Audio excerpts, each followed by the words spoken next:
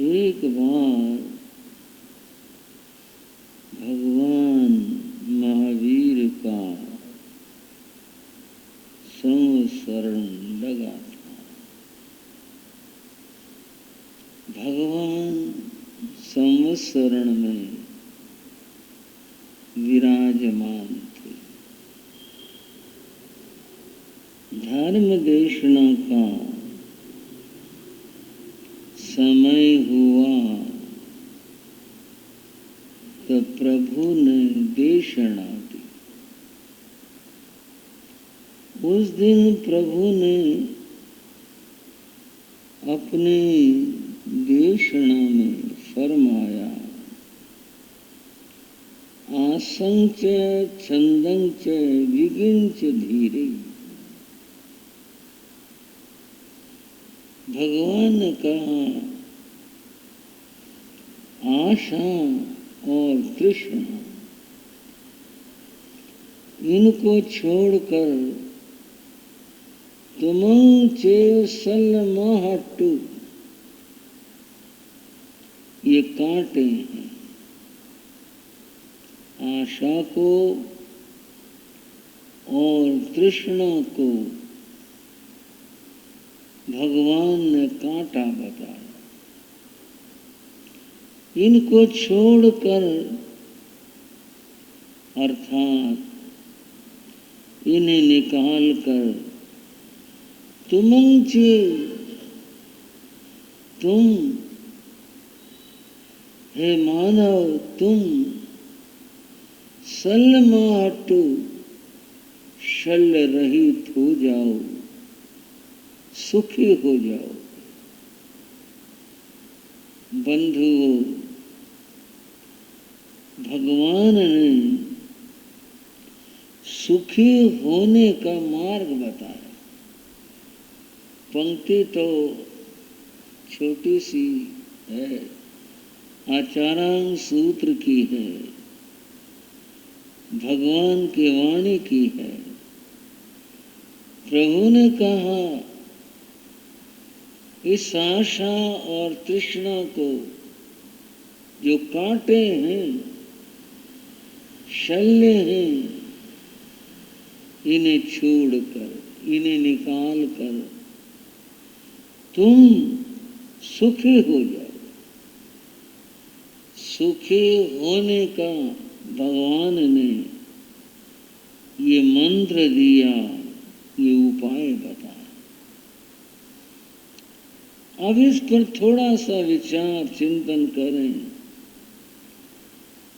इस सूत्र से ये पता चलता है कि दुख का कारण ये आशाएं और तृष्णाएं।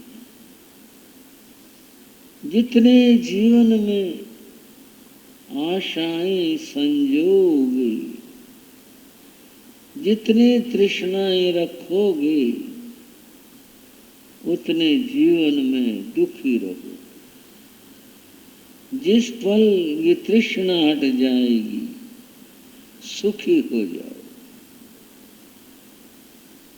बंधुओं, इस तृष्णा की और दुख की बात छोटे से प्रसंग में बताता हूं। कहीं किसी गांव नगर में एक सेठ रहा करता। सेठ था, जब सेठ ही कह दिया, ऊंची हवेली, सभी तरह की संपन्नता, सारी चीजें जहां पर उपलब्ध थी, सेठ था वह। उसके पड़ोस में बराबर में संयोग की बात एक झोंपड़ी थी। उसमें एक गरीब परिवार रहा करता। अब झोंपड़ी कह दी तो गरीबी अपने आप स्पष्ट होगी। झोंपड़ी थी, उसमें परिवार था, तो गरीब तो थे। अब कहाँ सेठ, कहाँ वो गरीब। सेठ अपने काम पर जहाँ दुकान फैक्ट्री कहीं होती निकल जाता। वो झोपड़ी में जो था वो मजदूर था, वो लकड़ियां काट करके गुजारा किया करता। वो लकड़ियां लेने के लिए चला जाता। पीछे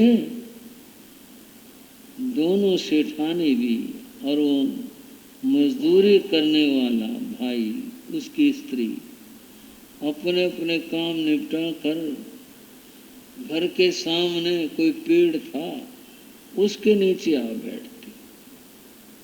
गर्मी थी तो छाया में बैठ जाती, सर्दी होती धूप में बैठ जाती। आपस में समय टाइम काटने के लिए तो कुछ तो बातचीत का सहारा चाहिए। वो आपस में बात करती रहती, क्या बनाया, क्या खाया, आज क्या हुआ। वो कोई घर बार की, इधर की उधर की, जिसको जो मालूम होती वो बात बता देती, सुना देती। यूं दोपहर काटते अपने घरों में आ जाती। कई बार बात में सेठानी कहती, ए क्या बताऊं, हमारा तो सेठ बीमार रहता है। आज उसको फिर बुखार हो गया, आज सिर दर्द है, आज खांसी जुकाम है, आज पेट में दर्द है, आज ये तकलीफ है। तुम्हारे यहाँ क्या हाल है? बोले ना, हमारा ठीक हो, लकड़ी लेने गया है, हर रोज ही जाता है। सेठानी सोचती ये कभी बीमार नहीं पड़ता, इनके यहाँ बीमारी नहीं आती, और हमारे हर रोज बीमार रहता है। एक दिन ये बात सेठानी ने अपने पति से कह दी और बोली, तुम्हें पता नहीं क्या है, हर रोज बीमार रहते हो, और ये पड़ोसी है मजदूर लकड़हारा, इसको कभी कुछ नहीं होता, कभी नहीं सुना इसके सिर में दर्द हो गया, इसके पेट दर्द हो गया, इसको खांसी जुकाम हो गया, कभी नहीं सुना। पता नहीं क्या बात, ये बीमारी हमारी क्यों लिख रखी है। सेठ बोला, तुझे दुनिया का पता नहीं है। क्यों, मैं क्यों नहीं जानती दुनिया को? मैं भी जानती हूँ। बोले ना, तुझे पता नहीं, मामला कुछ और है। क्या मामला है? उसने कहा, ये जो मजदूर है ये 99 के चक्कर में नहीं पड़ा। वो बोली, 84 का चक्कर हुआ करे। बोला, 84 का चक्कर तो जन्म मरण का है, एक 99 का चक्कर भी होता है। जिस दिन ये 99 के चक्कर में पड़ गया, उस दिन देख लियो इसका क्या हाल होगा। ना, 99 का चक्कर होता नहीं। सेठ बोला, होता है, तेरे को नहीं पता, और अगर कहो तो मैं दिखा दूं 99 का चक्र क्या होता है, दिखाओ। बोला, अच्छा। एक थैली सील, कपड़ा था लेकर कोई थैली सील ले। कितनी बड़ी से बता दिया, कोई ज्यादा बड़ी नहीं, जो भी था इतनी बड़ी सीधी, उसने सीधी। वो ले आई। बोले, क्या करोगे इसका? बोले, देखो 99 का चक्कर दिखाता हूँ तेरे को। सेठ ने उसमें चांदी के 99 रुपए डाल दिए और डालकर बोला, वैसा करना, रात को अपने छत पे जा करके इसकी झोंपड़ी के आगे फेंक देना। ये अपने तो 99 रुपए जाएंगे, पर तुझे पता चल जाएगा 99 का चक्र होता क्या है। वो देखने के लालच में बोले, चलो फेंक देते हैं। उसने वह थैली चांदी के रुपयों की, जिनकी संख्या 99 थी, वह उसकी झोंपड़ी के आगे डाल दी। वो सुबह उठे, झोपड़ी में जो मजदूर थे उठे। मजदूर बाहर निकला, उसने देखा पता नहीं क्या पड़ा है, किसका क्या है, गया हुआ, हाथ लगाया तो कुछ और, देखा रुपए थे। उसने फट संभाले और संभाल कर जल्दी से अंदर आया और घर वाले से बोला, पर्दा डाल दे, किवाड़ विवाड़ का तो कुछ ऐसा ही था, पर्दा डाल दे। बोले, क्या बात? तो डाल दे फटाफट, पर्दा डाल दे। उसने पर्दा डाल दिया। फिर बोले, वो खुरपा देना। उस क्या करोगे? बोले दो तो सही। खुरपा लिया उसने, एक घर में एक जगह गड्ढा खोदा और उसमें छिपा दी। वो बोले क्या है? बोले रात को देखेंगे, अभी मौका नहीं है, पता नहीं कौन आ जाए, क्या हो जाए, कोई ढूंढता हुआ आ जाए। फिर भी बोले थैली पड़ी थी अपने घर के आगे, किसी की गिर गई, वो आएगा तो जरूर ढूंढने के लिए, इसलिए इसको दबा दिया और अपने काम में लग गया ताकि पता ही नहीं हम क्या कर रहे हैं क्या नहीं। वो बड़ी खुश हुई, हमारे को रुपए मिल गए, बहुत खुश हुई, अपना काम वाम निपटाया। उस दिन वो काम पर गया नहीं, चौकीदारी में रहा, पीछे पता नहीं कौन आ जाए, इसके मुंह से क्या निकल जाए, क्या बात हो जाए। अब आना किसी को था नहीं, कोई आया नहीं। शाम होगी, रात होगी, जब सोने लग गए लोग, देखा सब, उसने दिया जलाया और कहा ले गिनते हैं कितने हैं। वो थैली के रुपए गिने, हाँ भाई कितने निकले? 99 निकले। 99 रुपये मिल गए। इसका तो सुख हुआ नहीं, दुख क्या हुआ? 1 रुपया और होता ना,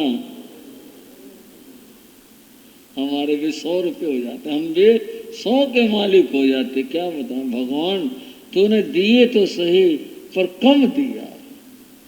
1 रुपया और होता, हम भी 100 के मालिक हो जाते। चलो कोशिश करेंगे, 1 रुपया कमाने की कोशिश करेंगे। उन रुपयों से उन्होंने अपने कोई चीज नहीं खरीदी, खाने पीने की, कपड़ा, कुछ और कुछ नहीं खरीदा। अपने को सुखी बनाने के लिए उसका तो मुंह बांधा और जमीन में दबा दे, कहा कहीं जाना मत झोपड़ी छोड़ करके। बोल नहीं। वो अगले दिन मजदूरी पर काम पर गया, लकड़ी लेने के लिए गया। अब लकड़ियां तो उतनी आए, उसमें आटा दाल आ जाए वो खा ले। अब रुपया कैसे? रुपया जब होना जब कुछ अतिरिक्त कमाए। उसने ज्यादा काम करना शुरू कर दिया। अगर सुबेरे वो 7 बजे जाता था, 8 बजे जाता था, वो 5 बजे जाने लगा, सुबेरे चला जाए, ज्यादा लकड़ी काटे। और वो ज्यादा लकड़ी उठे नहीं, वो 2 चक्कर करे लकड़ियों के, काम करने लगा। अब काम ज्यादा करने लगा तो पैसे भी, पैसे 2 पैसे 4 पैसे कुछ उसके, ऐसा ही था कहानी में, उसके बचे जाते और बड़ा संभाल के रखता था कि खर्च ना हो जाए किसी बात में। वो ज्यादा काम करने से एक दिन वो बीमार पड़ गया, बुखार हो गया, काम पे गया नहीं वो। दोपहर में वो दोनों सखी सहेलियां मिली तो एक बोल, पता नहीं क्या बात, आजकल तुम्हारा तो दिखाई नहीं देता, कहाँ रहता है रोज भी? बोले क्या बताएं, वो तो काम पर जल्दी जाता है, कह रहा है बहुत काम है, सवेरे 5 बजे जाता। बोले 5 बजे निकल जाता है और देर में आता है। अच्छा, तो आज? बोले आज तो गया नहीं, बुखार हो गया। ओहो, वो बुखार हो गया तो इलाज तो कराना पड़ेगा। वैद्य के गया, जो कुछ पैसे जोड़े थे वो वैद्य के चले गए, मामला वहीं का वहीं। वो सेठानी सेठ से बोली आज तो इनका बुखार आ गया। पड़ोसियों का बोला 99 का चक्कर अभी शुरू हुआ है ना, अभी तो देखो क्या क्या होता है। 99 का चक्कर शुरू हुआ, बंद हो, बस यही मामला होता रहा। कभी अपने पत्नी से कहे तू भी चला कर काम पर, तू भी लकड़ी लाया कर, जब ये पैसे कमाएंगे जब भी जाकर रुपया बनेगा। वो तो ऐसे उलझे, कभी कोई बीमार, कभी कोई बीमार, कभी कुछ, कभी खाना भी बना पाए ना बना पाए, थक करके आए। सेठ बोला देख लिया 99 का चक्र, ये 99 के 100 बनाने का चक्र है। और मेरी बात पता है, मेरे पास तो करोड़ों रुपए, मैं तो अरबों बनाना चाह रहा हूँ, करोड़ों के। मेरी हिम्मत देख, फिर भी मैं काम करता हूँ, मेरी कितनी बड़ी हिम्मत है, मैं कितना काम करता हूँ। 99 का चक्र ऐसा ही है भाइयों, आप समझ गए 99 का चक्र। भगवान ने जो फरमाया, क्या फरमाया? आसम च छंदम च विगिन च धीरे। भगवान ने कहा ये आशा और तृष्णा ये दुख का कारण है। उस मजदूर के दुख का कारण पहले भी वो था, आराम से अपना लाता था कमा करके, जो कुछ था अपना रोटी खाई, ठीक था, आराम से, कुछ नहीं था। लेकिन जब से 99 के 100 बनाने का मामला हुआ, तब से ही वो दुखी हो गया। भगवान ने कहा ये आशा और तृष्णा कांटा है। क्या बताया? कांटा कहा है इसको। और कहा इस शल्य माटू, इस शल्य को, कांटे को निकाल कर सुखी हो जाओ। तृष्णा को और इस आशाओं को छोड़ दो और सुखी हो जाओ, अन्यथा सुख प्राप्त नहीं होगा। भगवान महावीर ने श्री उत्तराधयन सूत्र में फरमाया, ये जो तृष्णा की परंपरा है ये खत्म नहीं होती। कैसे उदाहरण दिया? जैसे मुर्गी से अंडा उत्पन्न होता है और अंडे से मुर्गी उत्पन्न होती है। ये परंपरा कोई आदमी चाहे कि मैं इसका पता करूँ कब से मामला शुरू हुआ, पहले मुर्गी हुई या पहले अंडा हुआ, कोई व्यक्ति पता नहीं लगा सकता। ऐसे ही मोह का और तृष्णा का संबंध है। पहले मोह पैदा होता है किसी चीज को, फिर तृष्णा आती है, मैं इसे ले लूं।